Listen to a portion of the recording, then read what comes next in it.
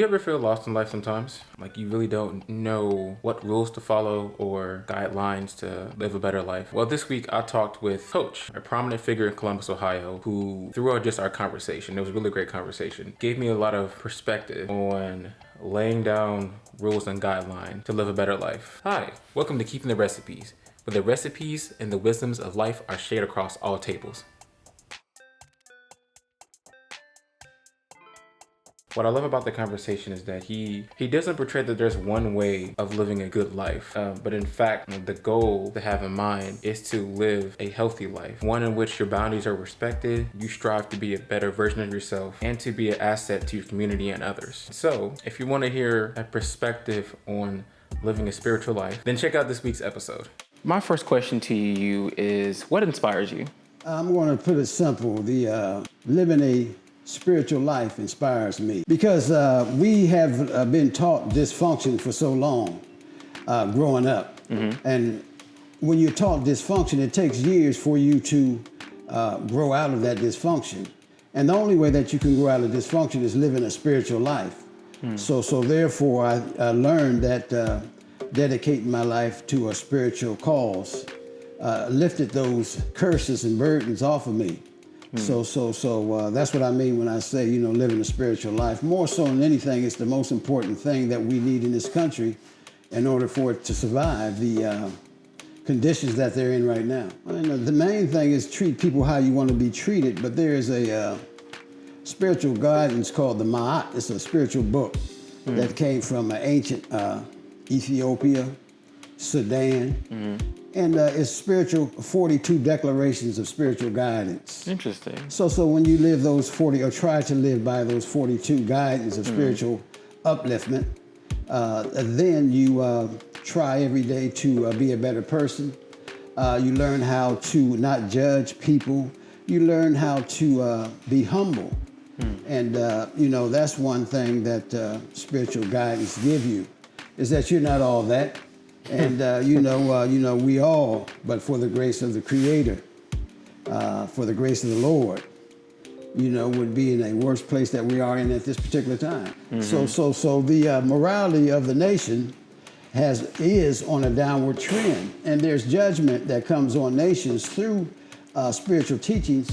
Every nation that left the spiritual path of righteousness are judged for that. Whatever spiritual belief that you believe in. Mm-hmm. And people sometimes want to argue, but I don't argue. I just say, it is written. Where do you want to go? You want to go to the Hosea, Ma'at, the Bible, the Quran. Mm-hmm. All these, if you're in Buddhism, all these spiritual religions, I'll say that lightly, are instructed to make people or mankind live a better life. The 10 Commandments, right? Yes. 10 of those commandments came out of those 42 of Ma'at. Really? Yeah. So people say, hey, 42 is too much. Yeah, give us 10. And, so thou shalt not kill, et cetera, et cetera, et cetera. But all those things that are written were written for a purpose. Mm-hmm. And that's just, my belief in the experience that I have learned through trial and error in my life. I mean, just things that you should not do, and you do them anyway.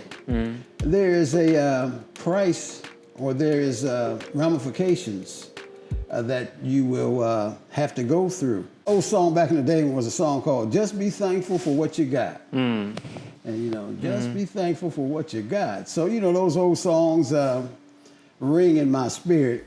And that's another story in itself as far as music. Yes. And the vibes that it brings to the universe.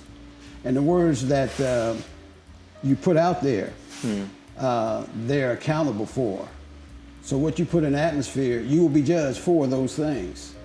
What do you mean by that exactly? I mean that right now we have a generation of young people who are putting out messages of destruction. Mm-hmm. So, kill this, kill that.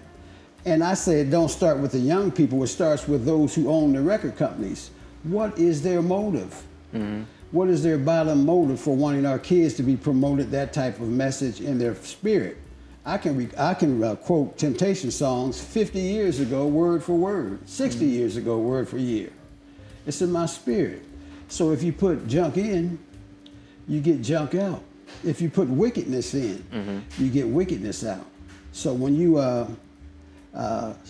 preach and sing about negativity, and the youth pick that up, then it's easier to go out and shoot a brother, shoot a sister, cuss out an elder, not even respect yourself. So that's the bottom line is we follow the money. Yeah. You know, so Very you know, who's allowing this? Because when I was growing up, you know, they would blurt out. You couldn't say certain things. Very true. Yes. You know, even if it was hell, you couldn't even allow that. Yeah. So now they allow every word plus. That's just the divine order of the universe. What you reap, It's what you sow. That's very true. Yeah. That is very, very true. So I'm not just saying one thing specific because there's so many that are just things that thou shalt not kill. You know, we'll start there since we're talking about the random shootings that are taking place at a record rate throughout the United States. Yeah, it's insane right now. Yeah, we have racists that go in and shoot black folk at random in a church and then at a store. And then we have kids that are gunned down because of somebody's mind is retrobate, and therefore they think that they can just do this, and for them it's a thrill, but their minds are demonic in certain areas. So how did that young person get to that period or to that point where they would even think about doing something like that? It really is such a shame. Some of them post like manifestos, and when you read the manifestos, it is so rooted in misguidance and hate. You know, I don't think people really put a lot of weight on how young people get to that space. You know, for a time before I really started to watch the news, and my grandmother, she always watches the news, so she would always be like, you need to watch news. I'm like, yeah, I can just watch it on, I can read it online or something like that. But when you listen to or read these manifestos, it really shows how important it is to nurture and guide the youth, you know, into the right direction. Whether, you know, wherever you know you believe in or whatever you follow, it's so important because young people need it. You know, they need the guidance. I know they tend to want to not listen anyway, but like I can't even count how many times my mother or grandmother have given me, you know, instructions or advice on some things, and I didn't listen, and then I found out, you know, I got a bump on my head because I wasn't listening in the first place, you know. For, you know, for youth to get to that point, it makes me go, who are they listening to? Where are they getting their guidance from? Because it's not the right guidance that they need. Because like I said, I work with Central Community House, and Transit Arts deals with, you know, we deal with nothing but youth. You have to always be the better example. You never know what they're watching. They're always watching. And I worked 38 years at the J. Ashburn Junior Youth Center on the Hilltop. That's what I'm most noted for. Really? Never missed a day of work in 38 years. So I'm, you know, very familiar with working with young people. I served the community. I was blessed to coach basketball also. Therefore the name coach. There are many coaches, and I say coach because all of us, we call each other coach because coaching is a respect factor. Like teachers used to be highly respected in my time period, and before that, they lived in the community. You could touch the teachers, and you know, it was a more meaningful because people wanted to get educated.